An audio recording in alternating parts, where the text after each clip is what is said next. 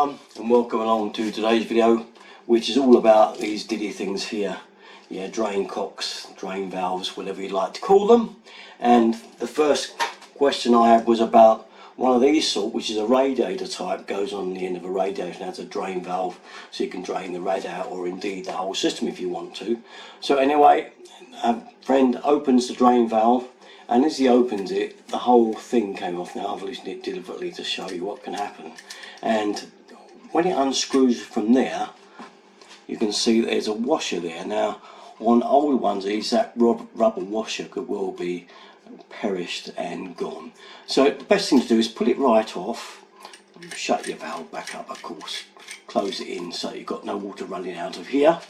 And then with this, a little bit of PTFE tape. Okay, just wind it into like a string.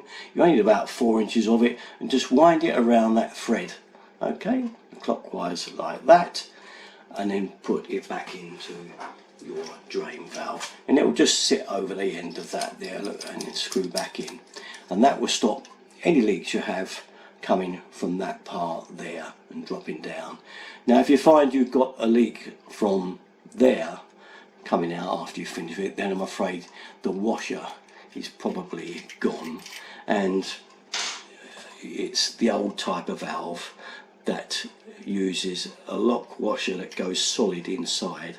You can't get out. Now with this particular type on here, this is a modern one, we don't have washers. We've kind of gotten away with that problem now, because this type comes right out and it's like this, and it sits inside a chamfered piece inside the actual valve, so that kind of alleviated that problem with the old washer sticking solid on the seating so that you can't get the thing to drain out. I'll show you what I mean by a more conventional stopcock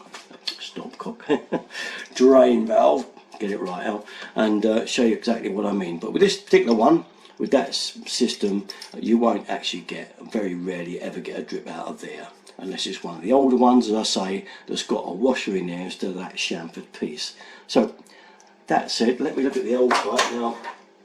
Let me show you this one here.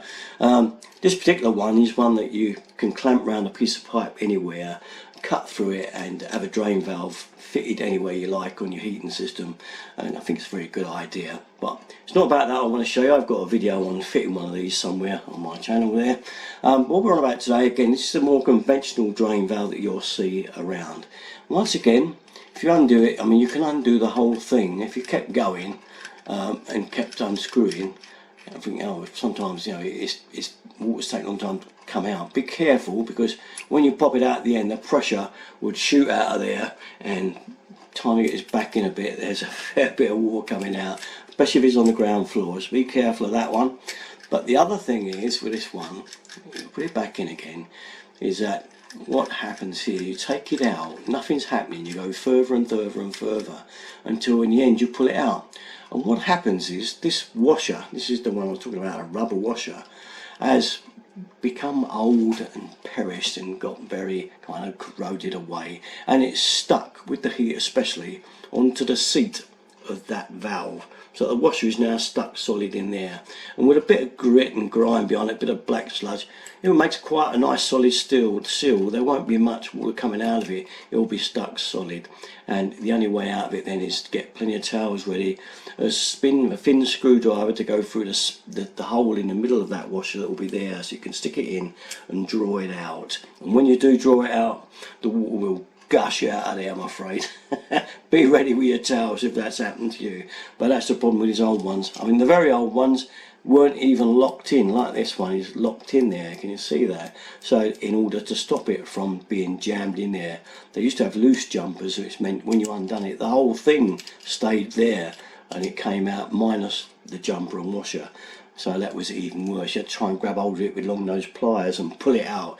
And once again, once you pulled it out, the water will come woof out of there, and you've got to be pretty quick, smartish to get that thing back in there pronto.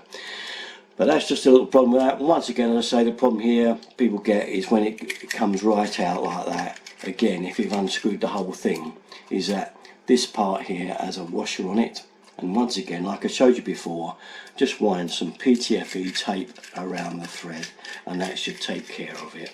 That's really it with drain cock problems. Usually they're pretty fast, so it's only unfortunately when you go to use them you get problems. Typical, isn't it? But there you go. So this one's rather handy one. I do like it because of the fact you could put this anywhere on your heating system. If the other one doesn't work and you're really a bit worried about opening it and having any problems, you could always screw one of these. They just cut into the pipe anywhere you want. You know, you've got a brand new one that works. So just a little tip, and basically that's about it. Okay, you know where to go for all my usual stuff. Derek 33. Thanks for watching, guys. Bye bye.